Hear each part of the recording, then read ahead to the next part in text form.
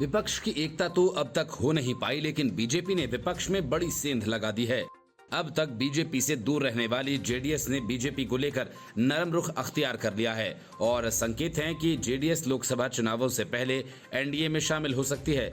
लोकसभा चुनाव 2024 से पहले विपक्षी एकता के आह्वान के बीच जेडीएस प्रमुख और पूर्व प्रधानमंत्री एचडी देवेगौड़ा ने कहा कि उन्हें अभी किसी भी गठबंधन को लेकर फैसला करना है, लेकिन ओडिशा ट्रेन हादसे को लेकर जहां कम से कम 1 दर्जन पार्टियां रेल मंत्री का इस्तीफा मांग रही हैं, तो वहीं जेडीएस ने इससे इनकार किया। पूर्व प्रधानमंत्री एचडी देवेगौड़ा ने कहा कि रेल मंत्री ने हुए नुकसान की भरपाई के लिए सभी आवश्यक कदम उठाए हैं, वह अथक परिश्रम कर रहे हैं, जांच पूरी होने दीजिए।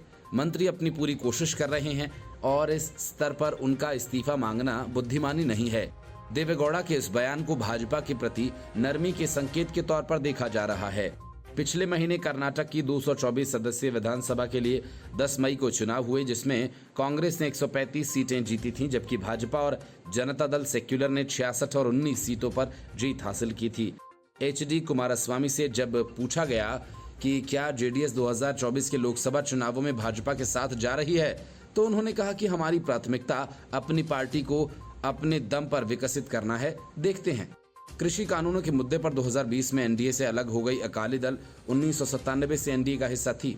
किसान आंदोलन के दौरान पार्टी ने भाजपा का जमकर विरोध किया था। हालांकि अब प्रकाश सिंह बादल के निधन के बाद से अकाली दल और भाजपा के बीच नजदीकियां बढ़ने के संकेत हैं। बादल को श्रद्धांजलि देने के लिए खुद प्रधानमंत्री नरेंद्र मोदी से लेकर गृह मंत्री अमित शाह, बीजेपी के राष्ट्रीय अध्यक्ष जेपी नड्डा तक पंजाब गए थे। इस दौरान पीएम मोदी ने प्रकाश सिंह बादल के निधन के बाद एक भावुक लेख भी लिखा था।